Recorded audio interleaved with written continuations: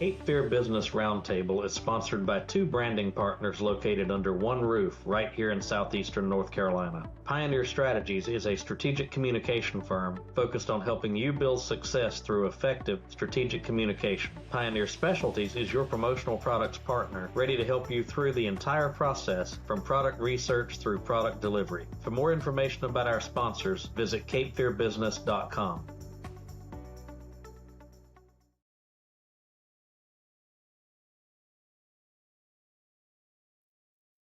Welcome to Cape Fear Business Roundtable. I'm your host, Frank Williams, and today we have with us our first repeat guest on the podcast, Dr. Mouhcine Guettabi, who is an economist from the University of North Carolina at Wilmington. And you can see, if you're looking at this on the video version, you can see all of his various titles on the screen, so I will not recite those. But Dr. Guettabi, thank you for joining us today. We certainly appreciate you taking the time out.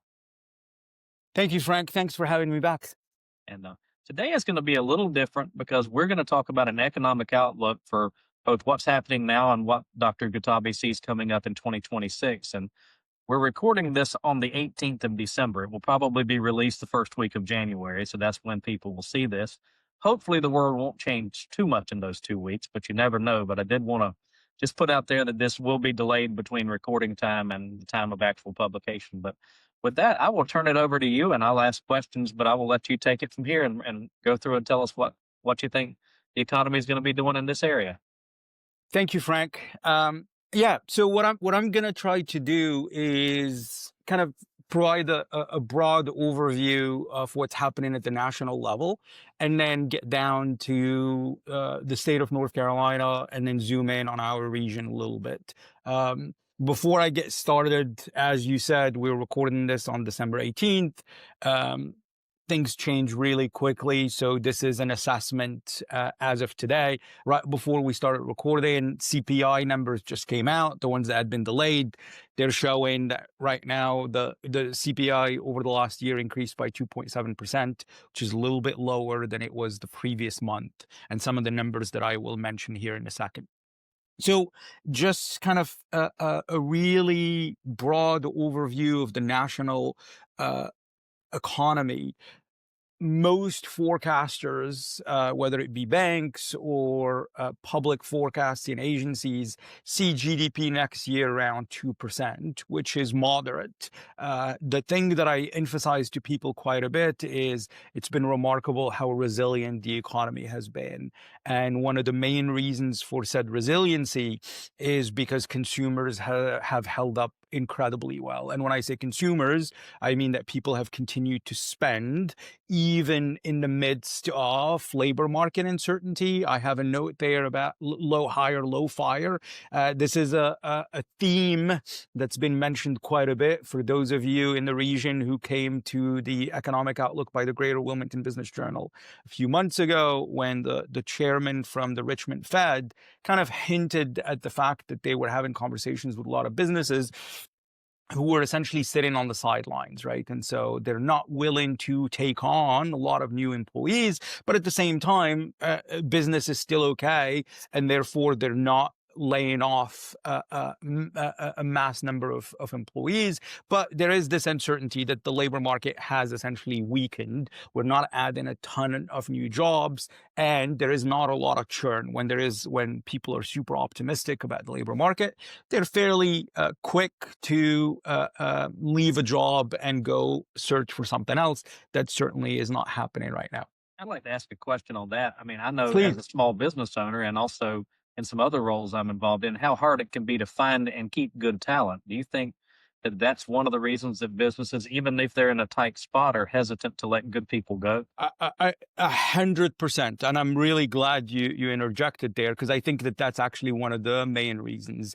Hiring takes a lot of time. It takes a lot of money. And as you said, even though there is uncertainty, once you have good people working for you, you understand the value of keeping them and how competitive it's been over the last few years to find and retain talent. So I think that's a non-negligible portion of the reason for the hesitation for laying off people is exactly that, because even if the labor market is currently, displaying some signs of cracking, I think that a small business or a mid-sized business or even a large business is not going to make decisions just because of current economic conditions. They're trying to think about, 12 months, 24, 36 months down the road. And if you were to lay off people and things were to stabilize, or a lot of these sources of uncertainty were to disappear, you find yourself in a really precarious place trying to replace a bunch of people that are the cornerstone of your business. So I think that that's kind of the labor market situation right now. And then you mentioned that we last recorded this in April of 2025. The CPI, or CPI is Consumer Price Index, inflation obviously both nationally, statewide, and regionally has been top of mind. And lately, inflation numbers have softened quite a bit. I'll show you some numbers here in a little bit that, for example, at the national level, prices today, on average, are about 25.5% higher than they were in 2019. Now, that's largely because right after we came out of COVID, prices were increasing year over year by about 8%. The Federal Reserve has a mandate where they want to keep prices increasing at about 2%, right? And so, not to get too wonky, but the Federal Reserve essentially has two jobs, what we refer to as the dual mandate. They want to keep maximum employment or labor market as healthy as possible, and they want to keep a lid on price growth, and the agreed upon price growth is about 2%. So that's what they're shooting for, and they've been fighting this fight, trying to get price increases back to this 2% for a long time now. They've gotten to 3%, and then that last mile has been really challenging.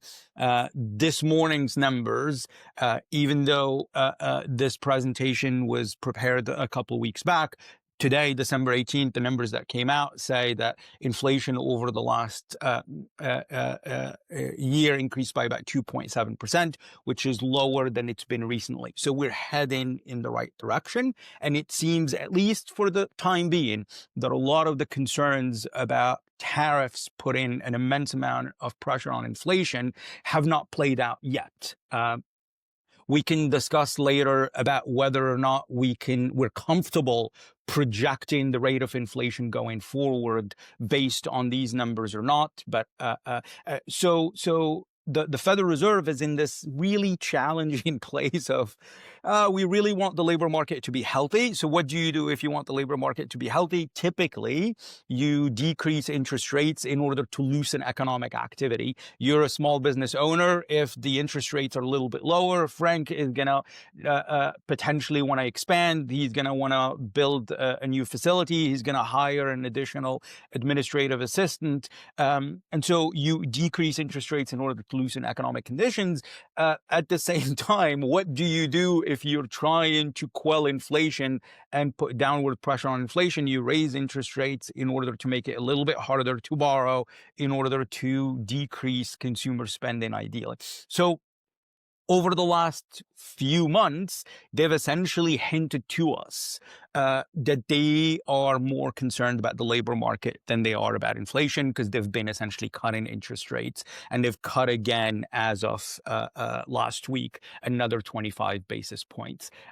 It's going to be interesting to see what they do over the next couple of months, especially now that inflation seems to be less of a concern, whether this is essentially an indication that they're on this loosening track and they're going to continue cutting interest rates. You mentioned the 2.7% increase in pricing from now to compared to last year around the same time, I guess. How does that compare to historical trends pre-2019? Yeah, I mean, pre-2019, the Fed has had a remarkably good track record in keeping inflation right about 2%. 2% is that magical number. That's where we've historically been. And, we've bounced around it, but, with a fairly tight bend, right? And so most people, funnily enough, most people who did not experience the high inflation of the 70s have never seen a high inflation environment, right? And so most people have gotten used to this fairly moderate price growth that's hovered around 2%. A lot of people that are in their 60s and 70s and remember the high inflation rates during the 70s have experienced episodes that were much, much higher than what we've experienced. But the 2.7% now is considerably closer to where we were pre-pandemic. One thing that's important to note that obviously your listeners and you know well is when we talk about the CPI, we're just talking about the price growth year over year, for example. We're not talking about prices going back to pre-pandemic levels, right? And so when people go to the store and they see the price of milk, or you see the price of bananas, or price of a car, or price of a home, those prices are now considerably higher than they were pre-pandemic. And there is really no world in which we will go back to those pre-pandemic prices. What we're discussing right now is at what rate will these prices be increasing going forward? And that makes sense. I Yeah, appreciate you pointing out that clarification because I yeah. do think there are people out there who hope that the prices will go back to that. And I just think we have to plan for the fact that they're not going to. Exactly. And I mean, and you mentioned history. I mean, even pre-pandemic, like prices do increase, right? And so year over year, prices are going to increase, and one has to be prepared for that. And so I think that the average price increase has hovered around that 2% mark, and that's what we've all gotten used to. When people get their cost of living adjustments, they're typically based on the fact that prices just increase on a regular basis. I'm glad you mentioned Um, the cost of living adjustments. If somebody gets a 5% raise when inflation is 10%, they really didn't get a raise.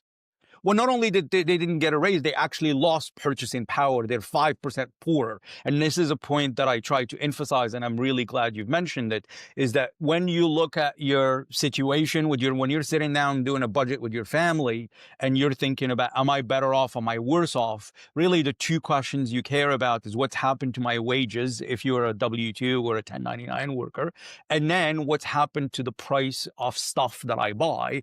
And if the average person in North Carolina got a 3% raise and prices increased, to your point, by 5%, then that means the average person has lost 2% in purchasing power, which means really they're 2% poorer than they were the previous year, even though their paycheck is showing a 3% raise. When they go out and they pay their bills or they go to the store, everything's gone up, or most things have gone up by 5%, which means their dollar is not going as far as it used to. And that's a really important distinction.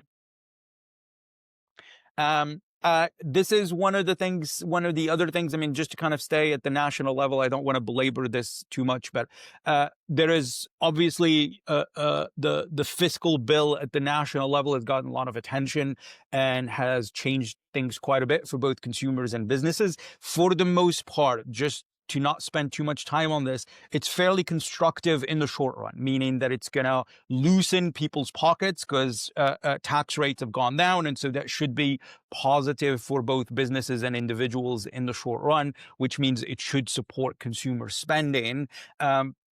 On the AI front, I don't consider myself an expert by any stretch, but as I'm sure everyone that's listening to this knows, it's consumed a lot of attention. The thing that I struggle with, that I've been saying a lot in a lot of these talks, is it's really tricky today to translate the AI conversation into GDP growth, specifically into sectoral effects. How do these investments potentially translate into economic growth? How do they translate into employment growth? One of the concerns, as you've mentioned, I'm a faculty at UNCW, and I've been having this conversation with my students a lot. And this is going to sound pompous in econ terms, but the way I frame it to them is I say, the fundamental question is AI a complement or a substitute to labor? In other words, is it going to replace workers, or is it going to make workers more productive? I'm sure most businesses, there is some data right now that's saying like 35% of all businesses at the national level are using AI in some fashion in the production of goods and services. So the question is, does AI make your engineer? Does it make your admin associate? Does it make your economist? Does it make your accountant more productive? Or does it ultimately end up replacing said accountant? The parallel is not perfect, but to me, there are quite a few episodes historically that tell us that most technology historically has been good for labor in that it's made us more productive and has resulted in workers earning more wages. I don't know whether this episode is different or not, but that's obviously the biggest question. And just to come back to the labor market one more time, one of the challenges if you open CNBC or you read the news is most of the layoff announcements are being attributed, at least in the press, to AI. I'm not comfortable making that leap and saying every single layoff that JP Morgan or that Amazon or that whomever makes is due to AI, because we just don't know, right? And so that's kind of a bit of a challenge right now between the, I don't want to call it hype, because I think that there is a lot of productivity gains that are going to happen, just that there is a gap in my mind between the capital investments that are very, very substantial and changes in the labor market. And I think we need to be cautious in not over attributing changes in the labor market to these AI shocks. I think, it's easy to find the easy scapegoat, and some people like to do that. I do think, we could probably do a whole separate podcast on Right, AI, right. but as a business owner, we're grappling with how to incorporate it into what we do, but to do it Yeah, properly, because you've got to be careful. If you use a free chat GPT and you put your client's proprietary information in there, guess what? You've put it in the public domain. So you've got to absolutely. be very careful about that. And so we're learning how to adapt it and use it. But what we're doing is using it to increase our efficiency and maybe our idea generation, but always with a human filter on the end before it goes to the client, so that we have some human common sense that you probably will never be able to teach an AI I generative. think that's really well put, and I think that's where most businesses are, which is like, as you said, to me, it's that trade-off between increased efficiency, the ethical slash privacy concerns, and then the concerns about hallucination, about quality of the work. That human filter is incredibly important, and you're still going to need human ingenuity. You're still going to need people to interpret this. So one last thing about the slide. You and I talked a lot when we initially talked a few months back about the housing market. Yes. I'm not going to spend a lot of time on it, but we're still really in the same place. I don't want to call it frozen, because that's really not exactly what's happening. But, funnily enough, we've been talking about this low hire, low fire environment and labor market. We're not in a terribly dissimilar place in the housing market, which means that people that were on the sidelines from the buying side are still on the sidelines, and people who were considering selling their homes are not terribly pleased with the offers that they're getting. And the main reason for that is that there is a big gap in expectations. I think that that's really the thing that's incredibly important, is sellers have anchored their prices to 2022, 2023, and they're seeing neighbors that have sold their homes for $300,000 gains. And then buyers are obviously anchoring their prices to pre-pandemic levels. And so, eventually markets are amazing. And, and eventually, we're going to see a little bit of convergence. I don't want to call the current market a buyer's market, but it certainly has shifted quite a bit from the world of 18 offers every half hour, right? And so that's kind of the big thing here. And then I think, again, just to kind of, we spent probably way too much time on these first few slides, but just to the theme that you hear about at the national level is uncertainty, right? And so I think that the tariff conversation, while tariffs are still being adjudicated and we don't know what the Supreme Court is going to decide, I think for the most part, I think we have a sense of what the tariff rates are, and I think businesses are adjusting, right? And so I think businesses, not that they don't care about tariffs, but I think for a little while when they didn't know what they didn't know, that was probably more challenging to deal with the fact that we're going to place X tariff on X country. And now that they have this information, they can potentially either adjust their production or decide to reshore or do whatever it is that they're going to do. So I think that uncertainty is potentially behind us. The economic narrative is still cloudy. And the reason I use that word is because the consumer, you and I, you've been at a number of my presentations. The thing that I think everybody got wrong over the last few years is, when will the consumer crack? At what point will people stop spending? And spending really never broke. And the reason it never broke is because the labor market held up remarkably well. And so I use this word cloudy to basically intimate that if the labor market were to essentially start shedding a lot of jobs, that will eventually make its way into consumer spending. Another caveat that's important is that we've had this bifurcation in consumer spending. High income consumers, as I'll show you in a second, have really continued to spend. Why? Because the stock market's doing remarkably well. A lot of these people own assets like real estate that's done really well. And so they feel really well off and they're continuing to spend. Low income consumers, median income consumers have cratered a little bit. It's remarkable if you listen to earnings calls from Chipotle or from Kava and you contrast those with places that service high-end consumers, and it's like we're living in two completely different worlds. And so that I think is important to kind of point out.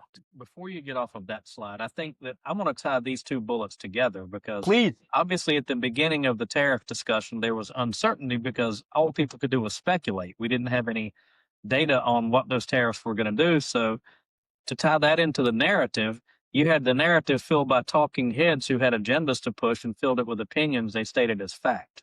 And that Yep. was probably true on both sides of the argument, but there was really not a lot of historical data in recent years on what that would do, from at least that I know about. I mean, certainly there have been tariffs in the past, but Yeah. I think there was just so much hype on the various networks about what it was or was not going to do, and that fed into the uncertainty because people weren't sure because they were hearing so many conflicting messages. I think that's exactly right. I think the reason uncertainty is so incredibly harmful is because people don't know what they don't know, right? And so and I think and yourself as a business owner knows this, is when there is uncertainty, whether it's because it's fed by conflicting information or lack of data, people just freeze, right? And so people sit on their hands and go, I have no idea. Is the world gonna fall apart? Are things not gonna change at all? You know, our business is going to stop spending? Are people going to stop spending? So if you have that uncertainty, I think it freezes economic activity. And this is not just about tariffs. There is a lot of really good economic research that shows during times of high economic uncertainty, consumer spending drops, business capital investment drops. And that's because people just go, you know what I'm going to do? I'm just going to wait and see what's going to happen. And waiting, while it makes sense at the individual business level or at the individual consumer level, translates into less spending on the macro level, which can be challenging from an aggregate perspective. And that applies not only to economic policy, but regulatory policy. If the goalposts keep moving, 100%. if the goalposts keep moving, eventually you're going to quit kicking the football till they stop. 100%. And again, there is a lot of work, whether it's housing, when it comes to zoning, whether it comes regulatory policy for a lot of different domains. If I'm a business sitting on the sidelines and I'm trying to invest in your community and you keep changing policy, I'm either going to just pack my toys and go somewhere else, or I'm just not going to do the things that I said I was going to do. Similarly, if I'm sitting here and I don't know if I'm going to have a job a month from now, I'm likely not going out to that dinner, right? And so, and that's the point that matters. So I'm going to show you a bunch of again, I'm going to go through this fairly quickly. Please stop me if you think something is worth kind of expounding on. But this is consumer spending that has received a lot of attention. And one of the challenges with consumer spend, so this is a series from the University of Michigan that's highly quoted. It's been ongoing for years, and consumer spending has dropped a lot the last couple of years post-COVID. We've seen readings that have been much, much lower than historically, as you can see. The challenge, however, is that consumer spending and consumer sentiment typically move in lockstep, right? So this is consumer sentiment. And when I say sentiment, I just mean they literally are asking people, how do you feel about current economic conditions? How do you feel about your pocketbook? What do you think is happening with the macro economy? Consumer sentiment has cracked. What has not cracked is consumer spending. And we've already mentioned this. And really, to me, the two main reasons for why consumer spending has not cracked is because the labor market has held up well. And the second reason is we have a segment of people, high income people and older people in particular, whose incomes have increased substantially. And when I say incomes, I don't mean W-2s, I mean sources of wealth, like the stock market growth that's been remarkable, like housing assets that have increased, and that wealth effect has translated into spending. And so I don't want to say that older individuals and people with assets have propped up the economy, but they've been responsible for a non-negligible chunk of this continued spending strength. And if your And income does not come from wages, you're not as affected by changes in the labor market. 100%. And I mean, you're in Brunswick County, and I'm not going to show it to you here, but it's something that I emphasize every time in particular, when I present to communities that have a high share of older individuals. I have data that shows the decomposition of where money comes from. In other words, what share of the money that flows in a community comes from wages, what share comes from retirement, what share comes from investments. And in communities like Brunswick County, a really large share of the money that flows comes from those non-wage sources, which means that people are not really attuned to what that manufacturer down the road is doing. I'm not saying that's not important, because it matters, but if my money is coming from my pension or from my 401k or from the fact that I've sold real estate somewhere else, then my income is fairly stable. And one way to think about this, it's a strange way of referencing it, but you can think about spending by older individuals or retirees as providing a bit of an income floor to economic activity in a region. And for those of you who are watching, the slide that you see on the screen really, to me, kind of summarizes this theme, which is think about it as like an imperfect way of thinking about the value of stocks that are held by households. And this is showing that it's around $51 trillion. Depending on how you measure it, there you can get to about $60 trillion if you use a slightly different measure of this. But the theme here is that it's increased by a lot, and that increase has translated into quite a bit of spending.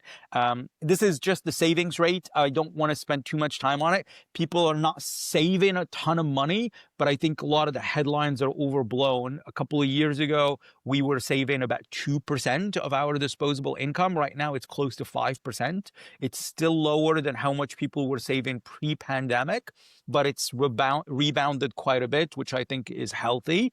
And then this is really I'm going to show you two more slides on this, and then just kind of move on to the local area to not belabor this too much. I see a lot of headlines. You mentioned earlier headlines and uncertainty. There's been a lot of headlines that, hey, consumers are starting to weaken, the delinquency rate is exploding. And what I'm showing you here is the delinquency rate, which is essentially the share of people who are behind on their payments by 60 days or more.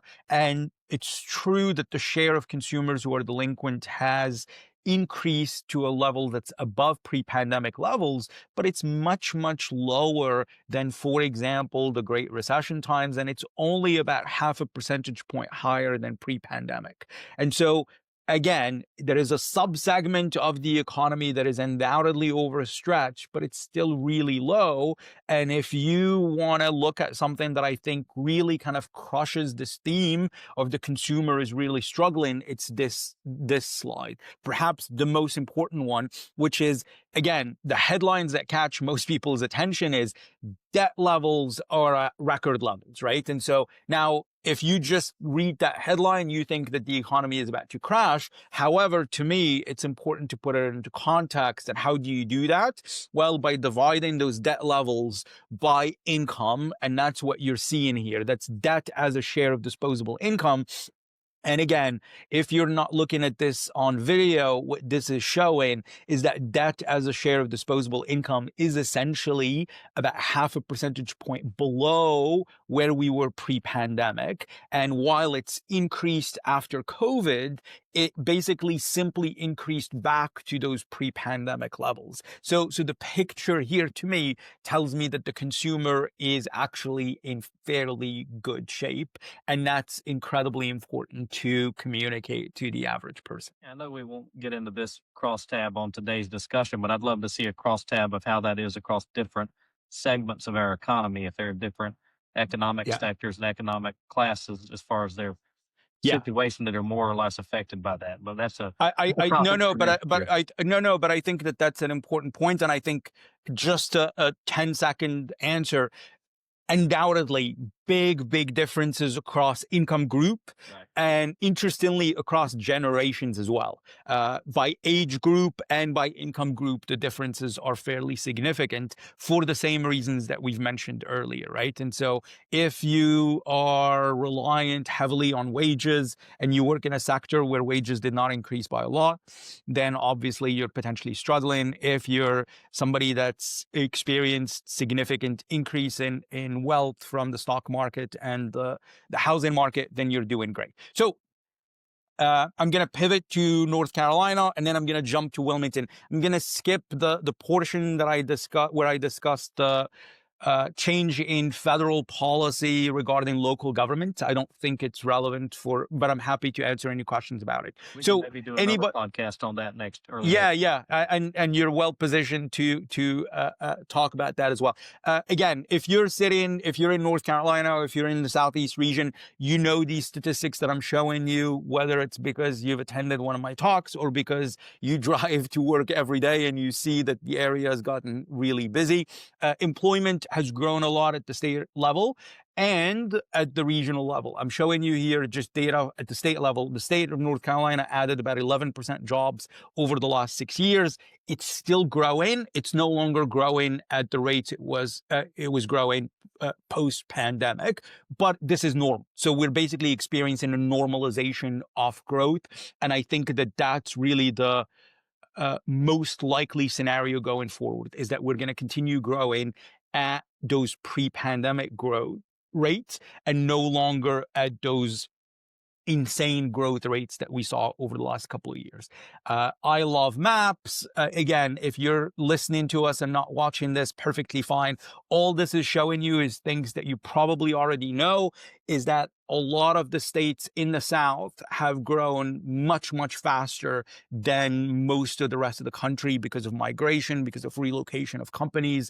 And this is just really a COVID phenomenon. And the states that have grown really fast over the last few years are continuing to grow fast. But one thing that's emerged over the last few months, and I'm switching slides here to just over the last year, is that a lot of the states that grew at these very fast rates since the pandemic have slowed down a little bit. They're not crashing, but if you look at Florida, if you look at Georgia, if you look at states that really received a lot of immigrants from the Northeast, they've kind of normalized. North Carolina is bucking the trend a little bit in that, yes, we grew really fast, and yes, we're not growing at the same rate at which we were growing for those few years, but we're still growing at a really healthy clip. And that says that, again, the future, if you will, is bright for North Carolina.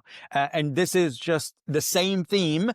For those of you who are listening to us and want to switch to the video, I think you'll find this interesting. I just decomposed the state state into buckets, essentially. And really, there are only 3 states. There are headlines across the spectrum that are telling us that a bunch of states are falling apart. But the reality is that there are only 3 states in the country that have lost jobs year over year, and those are Kansas, Illinois, and Maine.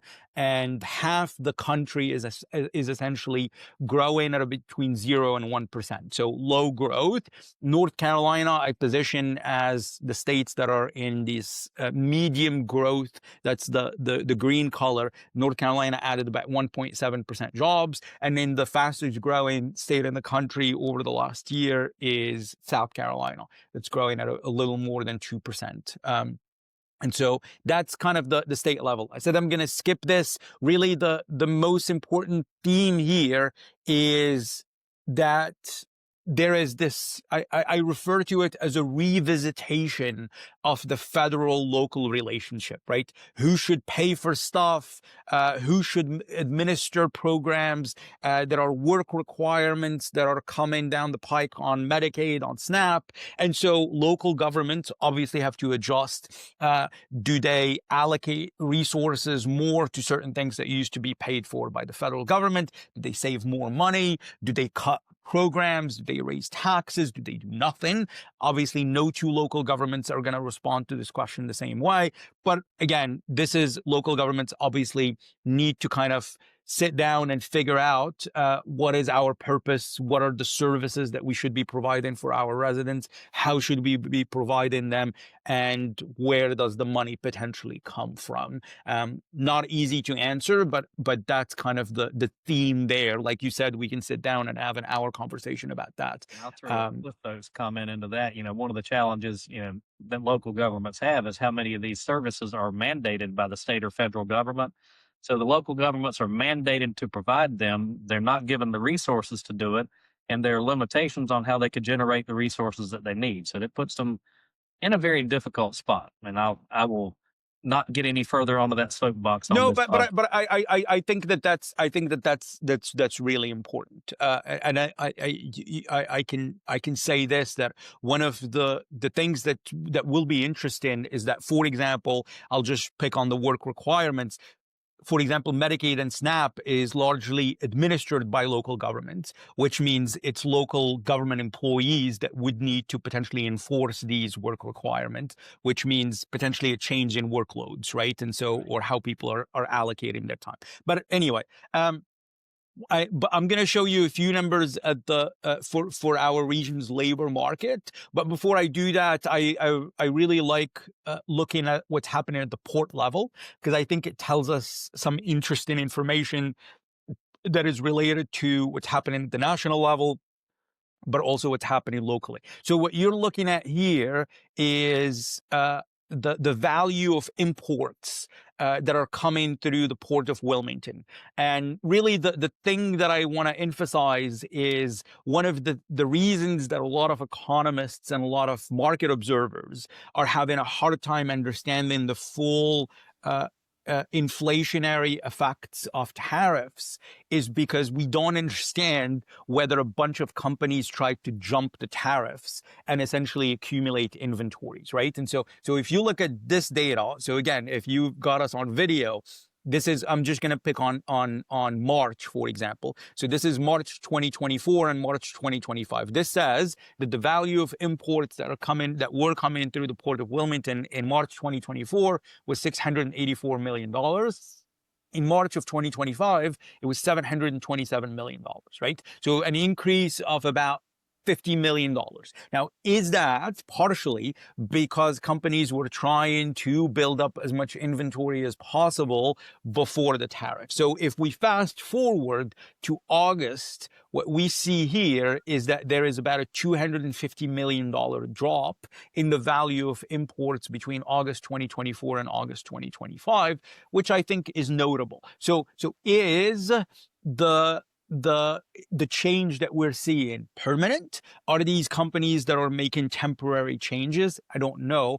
our area regionally, we're in the southeast of North Carolina, relies quite a bit on the port. It's an economic engine. The value of imports have dropped. There are obviously going to be some ramifications for sectors that are fairly close to the activities of the port. And as I'll show you, it's kind of starting to show up a little bit in some labor market data. So I think the port numbers, we're speculating, but they potentially tell us about A, whether companies try to jump the tariffs, B, how are companies potentially adjusting their behavior. And the two things we can potentially take away from this is, yes, some companies did try to jump the tariffs. B, there has been a drop in the value of imports coming through our port, at least for the time being. So we'll see how this picture evolves. Do you think any of those companies may be adjusting their supply chain so that they're not having to import those things, they're finding them domestically? I think that there is no doubt that that a bunch of companies are in the process of doing that. The fundamental, so the reshoring conversation or the revisitation of the supply chain is absolutely ongoing. The question is, how fast can it happen? What does it do to costs, right? And those are the harder questions. I think that there is no doubt that now that we know that the tariffs potentially are permanent, again, we don't know what the Supreme Court is going to rule, but there has been announcements of companies that have been shifting their supply chain and are trying to find alternatives, whether domestically or just nearshoring, right? And so just to not get exposed to the tariffs from the places that are most subject to them. So what's the labor market picture? I'll just walk you through this labor market picture here, and then I can pause. I'm happy to answer any questions. So I'm showing you here just growth rates. These are July numbers. We have August, now we have September numbers actually, but they're preliminary. So this is showing you that at the state level, again, as I've mentioned a second ago, North Carolina added 1.7% jobs. Wilmington had been the second fastest growing metro in the state. We've softened, right? Our labor market is still really healthy. We've added about 0.7% jobs, translates into about 1,400 jobs, but it's fairly concentrated growth, as I'll show you here in a second. Now, if somebody is watching this and going, what, 0.7% growth, that doesn't seem like it's a huge growth rate. Why is Wilmington getting so much attention? The reason Wilmington is getting so much attention is really because of this picture. If you go back over the last 6 years, Wilmington is no longer just the coastal city that people come to watch a concert. Wilmington grew at the second fastest rate in the state, only behind Raleigh.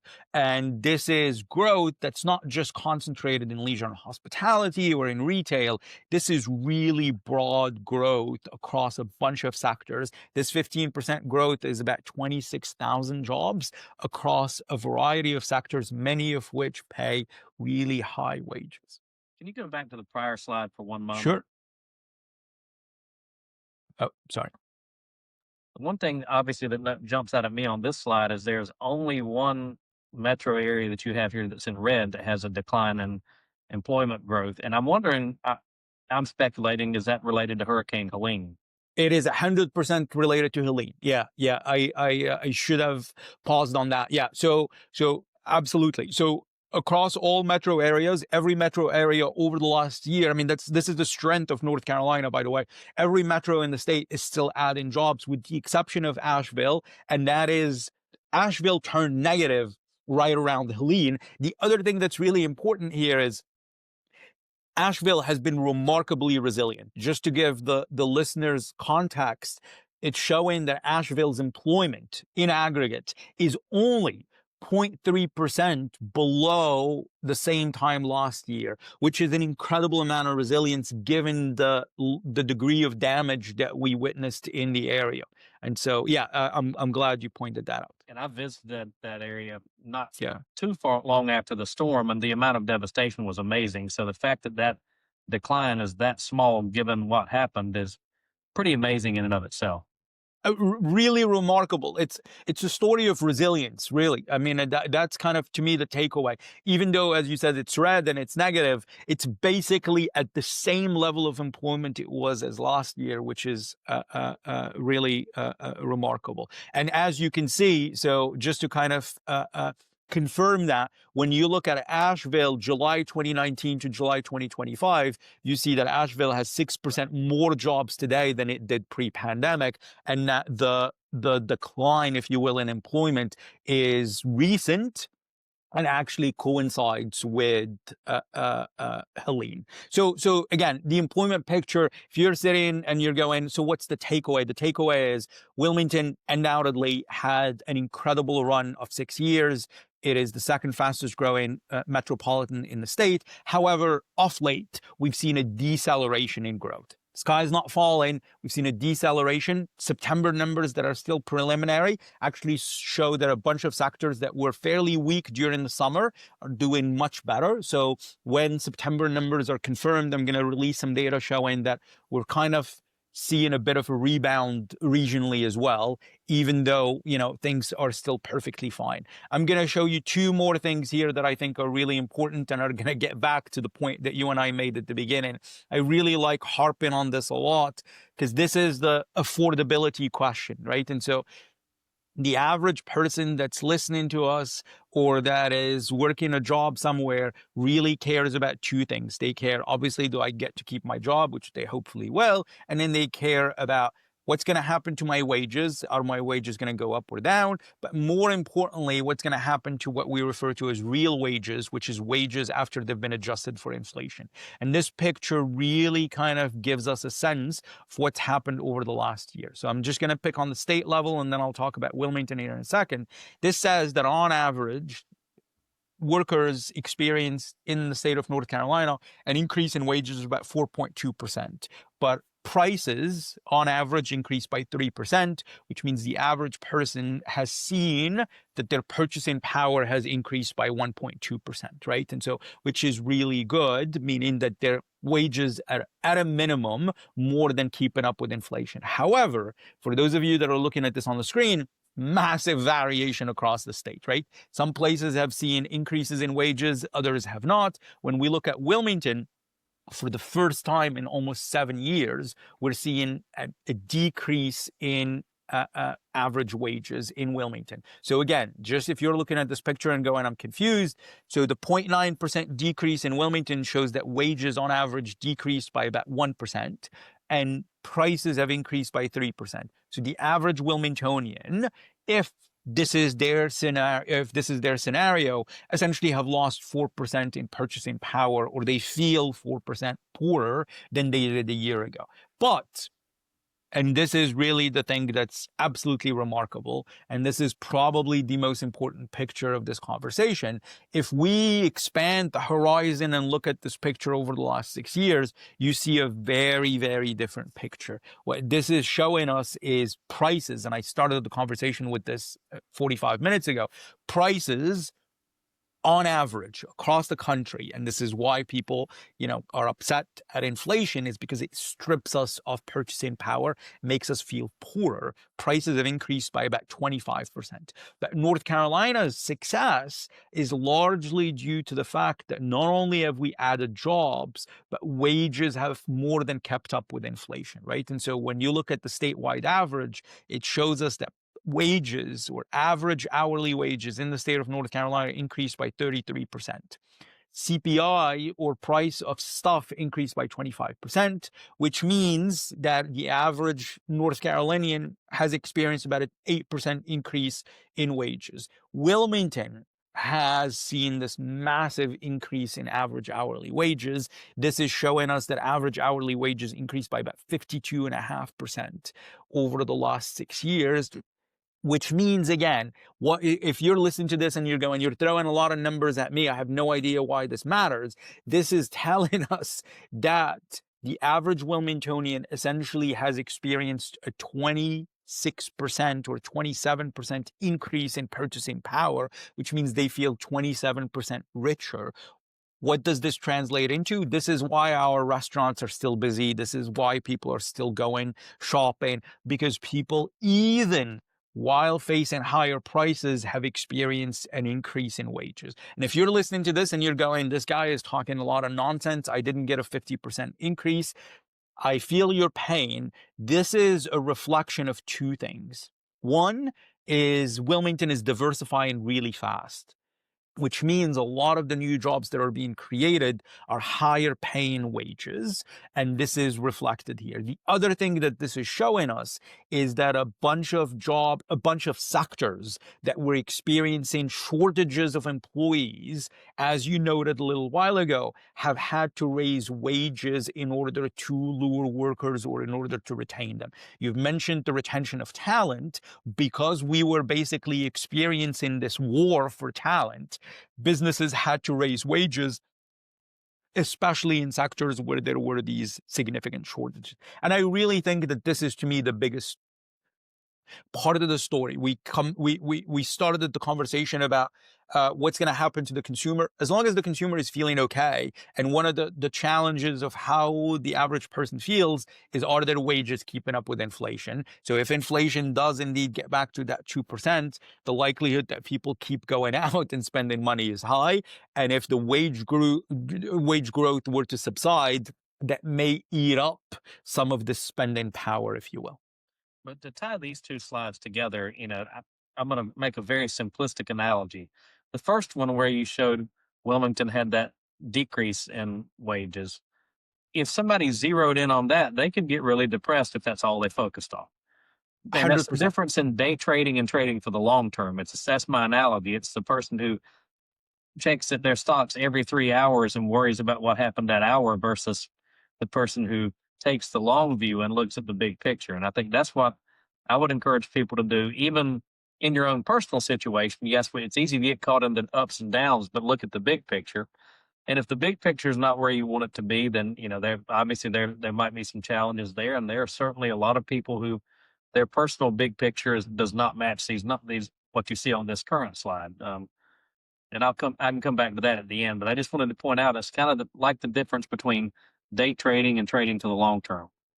I like that analogy. Yeah, no, you're 100% right. I mean, I think Wilmington's experienced this very, very significant growth that has translated into improvements in well-being or improvements in wages. Again, if you zoom in on the last 12 months, you may reach a different conclusion.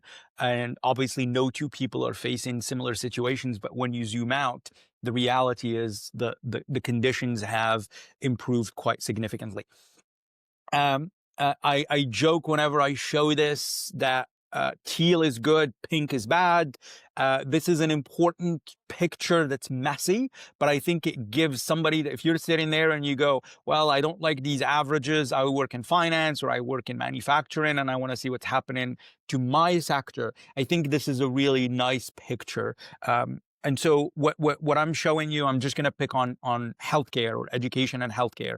If you're not watching us, this is basically just showing growth rate by sector, by month, relative to the same month the previous year. So again, if you've got the screen up, I'm going to pick on healthcare, upper left-hand corner. This is showing 4.4. What does this mean? This says that over the last year, so between July 2025 and July 2024, the healthcare sector added 4.5% jobs. Now, when you look at this picture, you're seeing some sectors are red, some or pink, some sectors are teal. We basically have half of the economy right now that's still adding jobs. The other half is either stagnant or has lost jobs. This is a picture that's very different than what we've experienced the last couple of years, where essentially everything was green or teal, everything was growing. We're now seeing some sectors that have softened, leisure and hospitality potentially showing that people are starting to pull back a little bit. I mean, we've talked about this before. We're obviously a destination place. People come here to spend money. The fact that leisure and hospitality is pulling back a little bit is maybe a signal of that, but construction has held up remarkably well. Healthcare, again, I don't want to say that healthcare has been propping up the Wilmington economy, but it really has been just like consistently growing and growing at a fast pace. And again, it's part of this ongoing diversification that the region is experiencing. Yes, we're still a leisure and hospitality economy, but we're diversifying fast, and this diversification is resulting in not just wage growth, sorry, not just job growth, but also wage growth, because these new sectors like finance, like construction, like professional and business services are paying really, really considerably higher wages.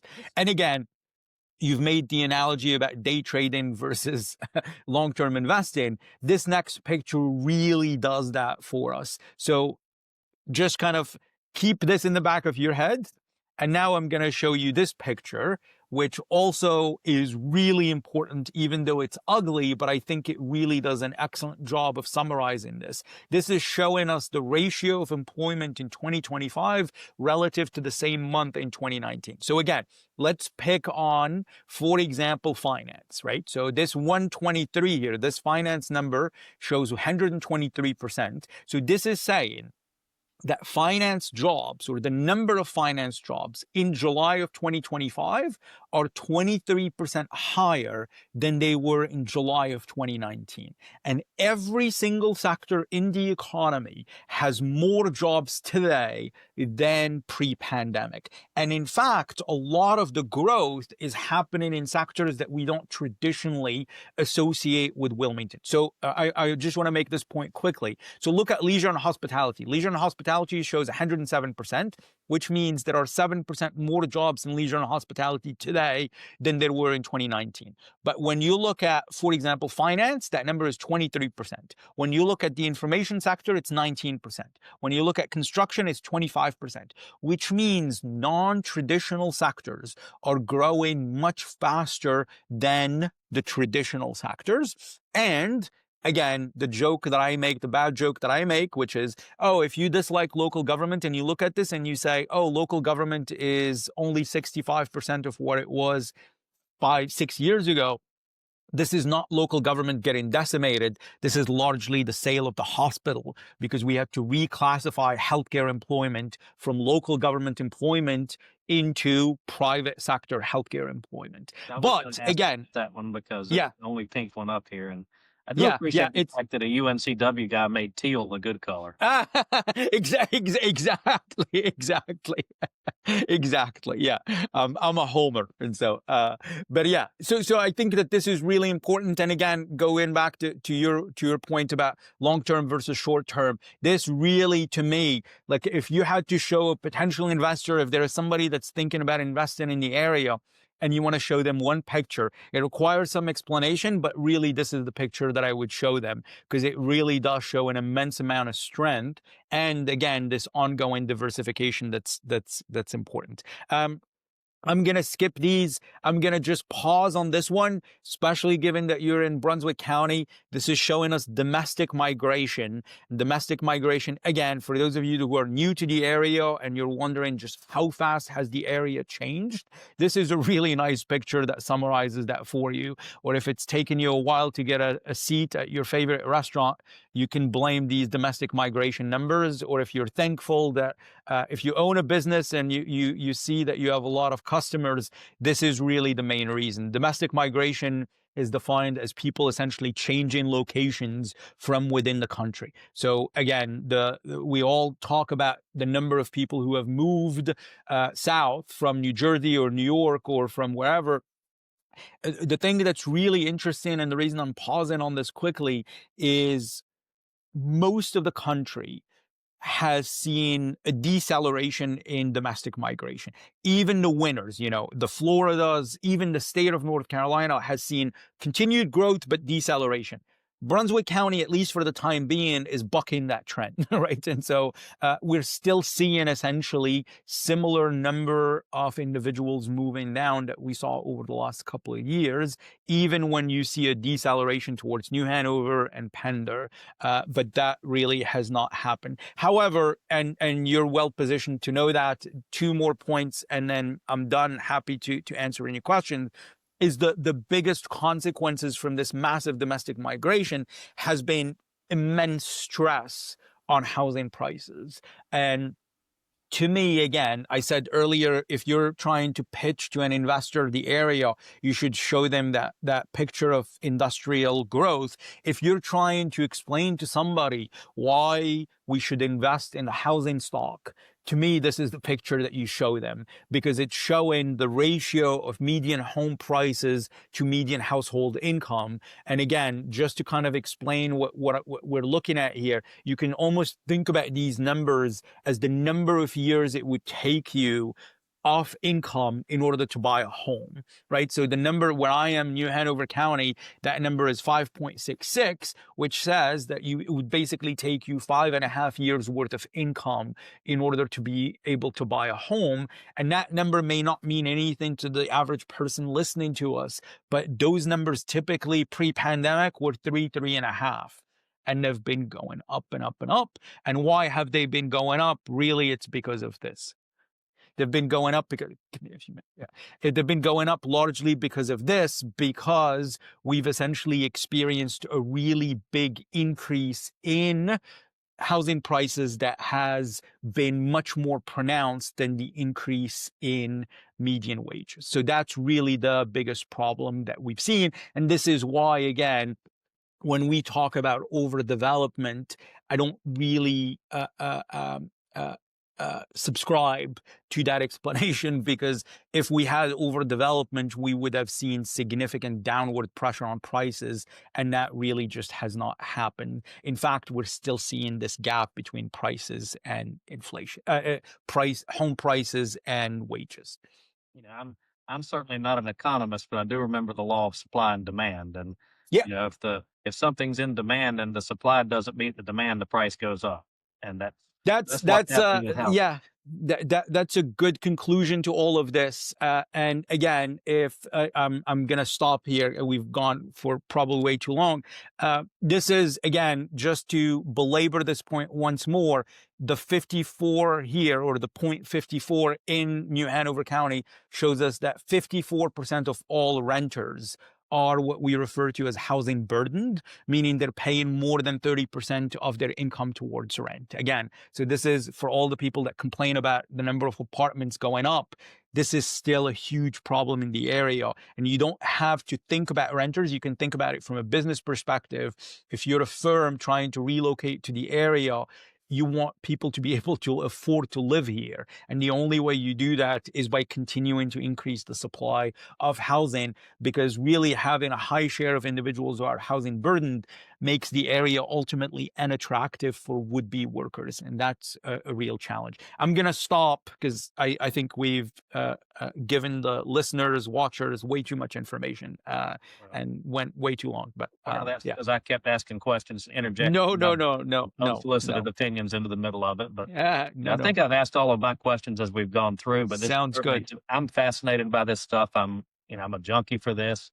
I go hear you speak every chance I get, and even though a lot of times it's the same speech I heard 2 weeks ago, I always learn something new.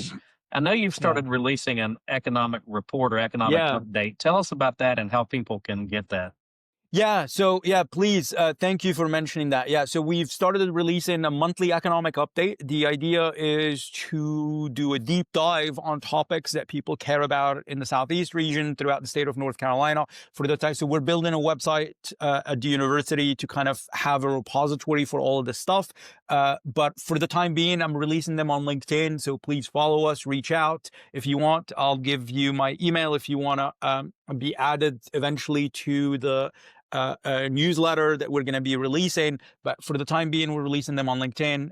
Eventually, we're going to have a repository. We've released 2. I'm going to release a 3rd one here in a few days. If you want the first 2, either go to LinkedIn or reach out to me. I'd be happy to share them with you. And his email address is on screen, and I will also tag your LinkedIn profile in the post. So absolutely. You can get that information. And I greatly appreciate you taking the time to do this. Absolutely. Again, December the 18th, and this will be released in early January. So hopefully the world won't change too much between now and then. If it does, don't blame us. We've presented the caveats. We'll do another before and after at that point and see how the world. Thank you for joining us, and for those of you who are watching or listening, if you're watching or listening and do not currently follow our podcast, you can follow us on your favorite podcast app or on YouTube. And you can also sign up at our website, capefearbusiness.com, to receive an email whenever a new episode releases. And I hope everyone on here has a Merry Christmas and Happy New Year. And that will have already transpired by the time you see this, but I will wish you that in advance. And Dr. Guettabi, thank you for your time today, and thank you for joining us. Thank you, Frank. Have a good one.